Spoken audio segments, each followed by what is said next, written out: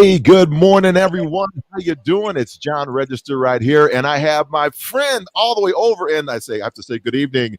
The Yes, yeah. one David Singleton is on board. Good to see you, John. Hello, everybody. This is great, John, isn't it? Oh, I think it's fantastic. I mean, I think we talk about how we make connections, especially during Yes. COVID. Yeah. We just we make sure we're just chatting with each other, and all of a sudden we have this meeting that has gotten us together, which is all fantastic. Hey, Rachel Barabo is on.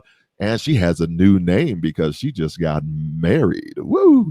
Hey, thanks, Congratulations, Rachel, Rachel. for being on. Good morning to you, my friend. So yeah, it's just really fantastic how these meetups can happen. So I want to just thank you for coming over when I was in the United Arab Emirates, and you just graced us with your presence at breakfast, and so thankful for you.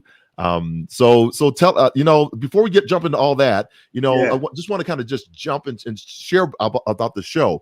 So David and I were meeting. We just said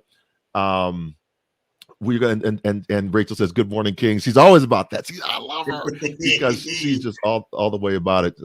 She was getting married on the day that I think that we're meeting, and the day that my mom fell. But we won't talk about that. So this is just a show that has no title, has no name.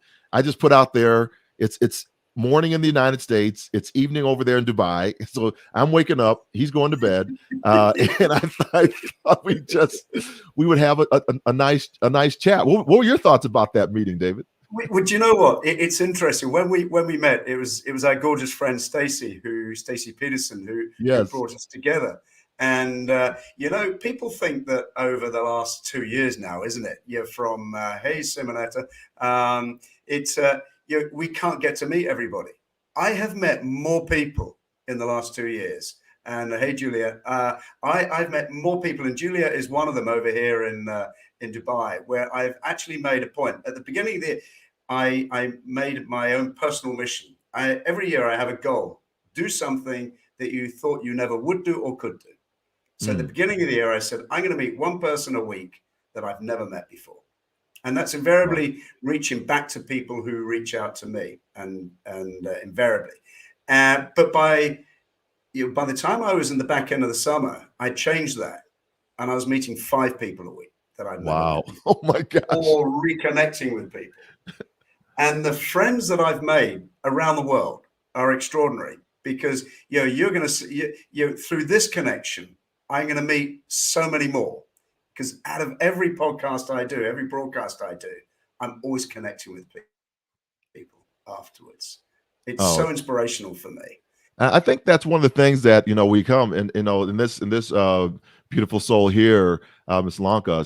I just met her because she just engaged when my mother had passed away, and she just really offered such great insight around her husband, herself, to me on the kind of back channels. I just want to say thank you for that wonderful gift that you gave. So everybody's saying good evening, welcome. Where are you coming in from? We want to know, and we're welcoming you right now. Please share this with your tribes. We're going to jump in because we're only going to be on for like 15 minutes. But we have a little framework, and we're just going to riff and the go. Show with no name. So, and first, before I really jump in the United States over here and around the world, because he was a global influencer, is MLK Day. So Martin Luther King Jr., we are celebrating, commemorating. It's not a day off, but rather a day of service. And so what we're doing right here, I'm going to get out to go on a day of service after I get off of here. But just wanted to just introduce you to who you're actually listening to, right? So to us out here, what happens today? So the day of service over here really is to commemorate. We have, I think, 49 states that have either ratified or pushed into the space of taking the day and making a national holiday. So the federal government has. And so we get a chance to just celebrate the life of this individual who not only influenced the world, but really was an embracer of other thoughts, ideas, for getting ideas from Mahatma Gandhi on how to break down racial tensions and hatred that was here, and have a formulating of making everybody come together. But the real issue, most people think about the "I Have a Dream" speech, which he did in the March on Washington, which my uncle actually put the whole thing together. He was the in charge of that, and what he was really speaking about, what really I think got him killed by a person, was talking about the economics of the disparities, and that was really pushing into that space, and that was gaining a lot of traction. So that was a lot of things that were happening over here. For sure. Yes, Mrs. Lanka, thank you so much. Yeah, I'm so glad to be connected with you. So that's what's going on over here today, and there's a lot of days of service. So instead of just taking a day off and celebrating those type of things, what we do is we jump into service and see how can we help humanity, how can we offer of ourselves. So it's an action step day than everything else. Yeah. Oh, that's amazing. Yeah, thank you for that. But when we met back here in Dubai, and it was, how often do we say this? Let's do coffee with a friend. Hey, how you doing? Haven't seen you for a long time. Let's do coffee. And and I always say, only say that if you really mean it. Let's do coffee. Yeah. Okay? Let's do coffee. And and for you said, because we ran out of time and your family joined us and you're about to, you had a lot of stuff to do that day. And you actually said, let's carry on the conversation, but let's share it across the world, because I think we were equally inspired by the nature of our conversation and the storytelling that we would talk. Could have gone all day long, right? And I love connecting with individuals that just, their minds just think of connecting others, right? So it's not a selfish thing. It's a let's explain, let's expand. So I want to introduce you all to this amazing individual, and I just printed off his bio. So we got to do a different thing right now. We got to come a little closer. We're gonna come closer, everybody. Gonna come closer. All right. He has worked in the hospitality and retail industry in the USA, the EMEA, and South Asia as a brand builder, creator, operator, franchisor for some of the most best-known, world-recognized brands, including Hard Rock Cafe, Armani Cafe, Almaz and Momo, Cafe Nero. Look at these, Mongolia Bakery, Serendipity, 3, Bloomingdale's, Mercedes-Benz Russia. Mercedes-Benz in Russia, wow. And in addition to his role as partner in global business development company, he is also a director with the British Group Dubai, and in the Northern Emirates, associate partner with Harrison Design, which is a global brand design and advisory studio, and so many other things. He speaks, he writes, he advises, mentors across the hospitality service sectors. Please welcome the one and only David Singleton. Oh, thank you, John. Let me do the same for you now. Can I do the same for you? Absolutely. Because your story was incredibly inspiring. When Stacey suggested that you and I came together, and she said, "Let's, you and John need to know each other." But and then you sent me your words, and and how you speak and how you inspire people about, and the 3 questions you ask, aren't they? Have you ever had to make an impossible decision? Mm-hmm. We were talking about this before the show about your impossible decision. Oh my God. And then committing to that decision. Did you have second thoughts or question if your decision was possible? And did you ever believe there might not be light at the end of that tunnel? Now, listen, there's show upon show about that. And I know, and I hope we're going to touch on this in previous episodes of our show. And, but John, you have overcome incredible things. You're a combat army vet. You're a 4-time track and field All-American and 2-time Olympic trials qualifier. But I think it was a trip, wasn't it, that cost you your leg, and it cost you your Olympic dream and of course your military career. But since then, you've gone on and you've won long jump silver medal in Sydney, Australia, advised 4 US Secretary of States, and founded the United States Olympic and Paralympic Committee's Paralympic Military Sport Program, which helps wounded, ill and injured service members to use sport as a tool for their rehab. And you're going to help us with hurdle our adversity, John, I think, and amputating fear and embracing the new normal mindset to win medals in our lives. And so John, I can't do justice to your intro. pales mine, I think. Oh, you Yours just did. You just did. and you love waffles as well. I And love waffles. That's the dude. Homemade waffle lover. and I we're going to have changed. I so do many love waffles. stories. We're going to have so many stories, and we were talking earlier about perception, weren't we? Yes. And your perception on life and leadership and the boardroom and mine. I mean, they are night and day, but I think equally important in life, aren't they? Yeah, I think so, because one of the things we're chatting about, and this is what I think gets us into the first topic that we'll do. We'll just do one Yes. topic a day, Yeah. but I think what it is that you build teams, and you do great Yeah. jobs of building teams all across the world. I mean, you've been in 40 countries in 40 years, Yes. building these teams, and then you just get them up and running. We listed some of those out there. The thing that I look at is the Yeah. individual inside of the team.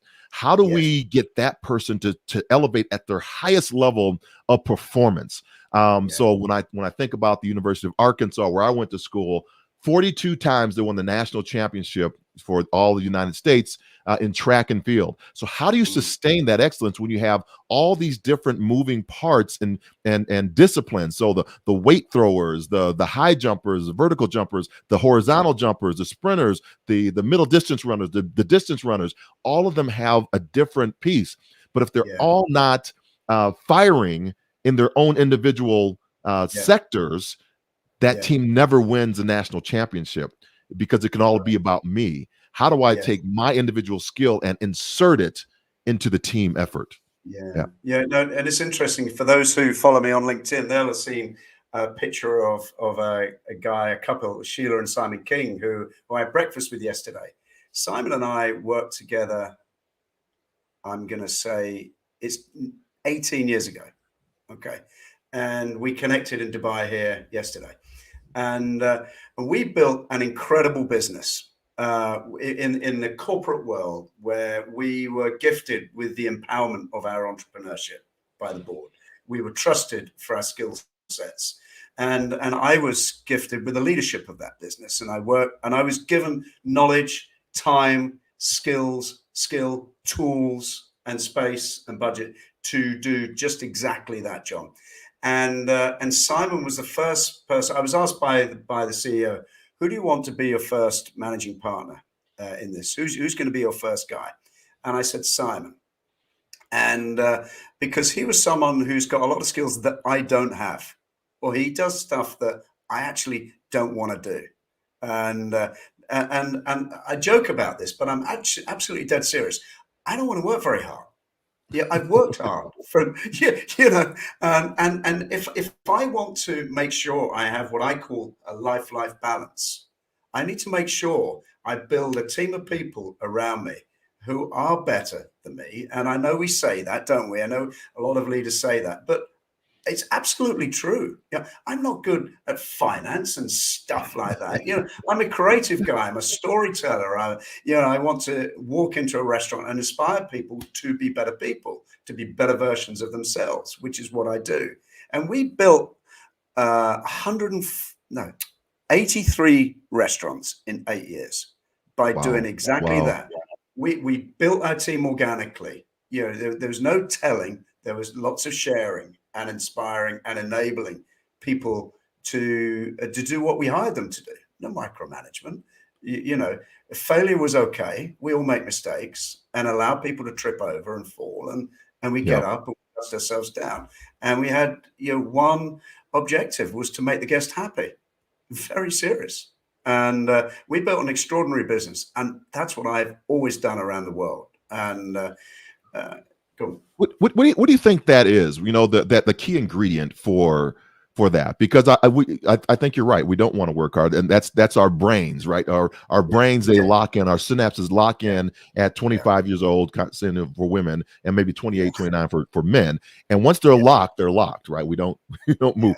So our brain wants the least path of resistance for getting something done. So yeah. what do you think that is that causes a team to gel like that? I think if you have empathy as a leader, you have to be an empathetic leader. You have to Mm, be kind. Just be kind. And I think that's one thing that those two words over the last 2 years. If you have kindness and you're an empathetic leader, you still have your team. And if you haven't exercised those values over the last 2 years, you can see what we're now seeing is this great resignation across the planet, where people are people just are. leaving. And I think that's right, because people are making their own individual choices, and I think that's why it's so difficult to gel a team together if you're not an empathetic leader. If you don't, Yes. if you haven't brought that to the table. Now we're seeing, not necessarily in all cases, but we're seeing in some cases that there is a great resignation, and I'm making different choices about my life because how somebody has maybe shown up in my life as well. Mrs. Lanka says, a team that complement each other's strengths and weaknesses and work together in the unity as one stand out and bring excellent results. I think this is exactly what you were saying with the group that you were talking to. And so, and kind of summarizing all what I was saying too, that individuals are very important to that team framework, because people can hide out in teams. Have you ever seen that in your work? Maybe we can do another episode of that. Who hides out in teams, right? And the bigger the team is, the easier it is to hide.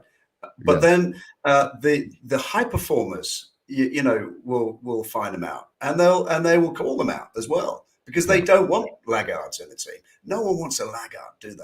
Right. And I think I've been blessed where I've built teams from ground zero and built them into bigger teams. And I think one of the most inspirational teams I worked with, John, was Hard Rock. And Hard Rock is 50 years old for a reason. It's a global brand. And some of the hard rockers they have in the front line, you got two different teams. You got the grown-ups running the company, and then you got the hard rockers in the front line. And and quite different teams, actually, with different responsibilities and so on and so forth. That's for another conversation. But when you go and meet the hard rockers in the front line and you listen to some of the stories, I could write a book on the stories that that I heard. That's probably should. Yeah, well, I am going to write a book. This is my year for writing my book, and there will be a chapter on it. And but going from the first Hard Rock I opened was in Kolkata, and I went from Kolkata to St. Petersburg to Johannesburg to around the world with Hard Rock. And some of the things you learn from the front line, it's almost like this reverse mentorship. Instead of having someone older than you now, I mean, we're heaving into our late 30s now, aren't we? So we have to learn from the we have to learn from the younger generation. So why can't we have like a 22-year-old mentor to listen to what's going on in the front line? Yes. Because the way some of these kids think and the way we think now when it comes to building a team is very, very different. Right. Yeah, because we're all, what how I brought into the disability conversation is everybody with disabilities said, I don't really need to go into the office. You don't need me to make accommodations for me and move all these things around. I can just work from home. No. Excuse me, we want you part of the team. We want you in the space. We want you to be around the people. And now we're all doing this. We're all working from home, right? So people with disabilities had it right. So I just asked a question. I put it out there. I'm going to put it out there one more time for those that are listening in right now. Please jump in. I want you. We invite you to, ask put a question in the chat that we should talk about next month. Or if you don't feel comfortable doing that, just ping David. David is on. Share with them your LinkedIn address. You can do that, and I'll do mine. Yeah. So we do that. Yeah, just put. What I'll do is I'll put my. Well, you're already following, so LinkedIn is there. Let's see here. We have. Samya says, I also want to add that some of the most influential and inspiring team members are introverts who just do and give their best without making a lot of noise. I think that's another great conversation. We're gonna take that one up, I think, and put that out there. So let's see another one. We have Simonetta says, a team where every member is accountable, looks at team results, has high level of trust between team members, and applies shared leadership. We can, so all these things you're putting in, we're going to take and we're going to do shows on. Yes. And it's true, isn't it? I call these introverts, these are the worker bees. These are the really smart thinkers. Yeah. And I always had them, because you can't have live wires like me. You can't have 20 of me. I don't think there are 20 of me, thank God. Or me. God. and you need those calm sage voices around, don't you? Yeah. And that just get shit done. And Yeah. and I always had them. I always had a geek. Yeah, you know, this is the IT guy. Those people that you got a spreadsheet that needs doing, or you just need something. I don't know. Just you do need those calm, quiet people, and the introverts of the dark horses in the team. Well, I have my little. I don't know if you can. It's go right. You're gonna see right through it, but I don't know if I can put it behind this way. I could do it that way, right? I put it behind my card like I'm a green screen. What's that, John? So this is my card. It's on, Clifton Strength Finders. Mm-hmm. So I have who I show up as, and I'm a maximizer. I'm a woo, which is winning others over. I'm a strong belief, connectedness. I love connecting people, and that's how I show up as a connector and a developer. So I have this with me because those are my strengths that I bring into my most leveled strengths, my most powerful strengths that I bring into a conversation or into a work environment. And it's called with the ant, I'm a force of nature is what I am. Yeah. But I also need those because I don't do minutia stuff. Even setting up this little Zoom thing was really tough for me because I don't dig into the weeds like that because I'm out here. So I need people on my team that can do that. And I think that's where we talk about those individual strengths that come together to elevate each other and the group that in which we are blessed to serve. Yeah. And I think you've got lots. I mean, there's so many subjects that I know are going to come out of this, and I know the perception of leadership and perception of ourselves and perception of others. Man alive, there's another whole book. I'm sure books have been written on it, but I in future episodes of this, I really want to dig into that because you have some incredible, insightful perception. And so what we'll do. Yeah, so what we'll do, I think, is we will, we set the framework up on this show, and we're going to we want to, kind of lay everything out. We're going to meet once a month. I think we committed to. So that's 12 times this year. We want all of you. We will give you follow both of us because we'll put on our LinkedIns when the next time we will be meeting. It'll be next month, probably about the same time, same bat channel on the 16th or something of next on February. So make sure that you have those dials in, and in between time, you can follow David, you can follow myself for the conversations that we are having out there. And we invite you to do that, and we want to learn from you. So make sure that you're putting your information, your questions there, so we can actually grow this tribe and expand this coffee shop that we had over in Dubai. It's very true. It is a global coffee shop, isn't it? Oh, Joanna put something in. I want to just make sure I honor her today. Identifying and aligning synergies of the team that create a strong bonding that will focus on mutual goal and eventually achieve it.